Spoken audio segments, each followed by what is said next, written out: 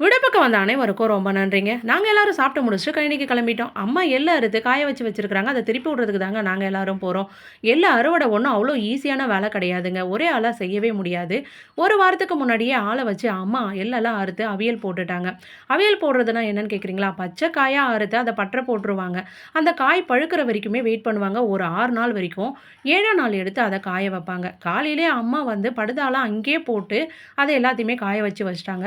நல்லா அடிக்கிற வெயிலுக்கு நாங்க வந்து அத திருப்பி விடுறோங்க. இந்த அடிக்கிற வெயில் அத திருப்பி விட்டா தாங்க, அந்த காயெல்லாம் வெடிச்சு அதில இருக்கிற எள்ளெல்லாம் கொட்டும். இத தொடர்ந்து 2 நாள் இதே மாதிரி தாங்க நாங்க செஞ்சுட்டுருப்போம். அதுக்கப்புறம் 3ஆம் நாள் தாங்க இத உலுக்கி எடுத்துட்டு வீட்டுக்கு வருவோம். காலையில வந்து காய வைப்போம். மதியானம் வந்து இது மாரி திருப்பி விடுவோம். அதுக்கப்புறம் சாயந்தரம் இத கூட்டி பட்டறை ஆக்கணும். இப்ப மழை எப்ப பெய்யுதுன்னே தெரியலங்க. அதனால நனைய விடக்கூடாது. நனைய விட்டா எள்ளெல்லாம் வேஸ்ட்டா போயிடும். இவ்ளோ வேல இருக்குதுங்க இதுல. இதுக்கப்புறம் நாங்க என்ன வேலை செய்றோன்றத நாளைக்கு பார்க்கலாம். டாடா பாய்.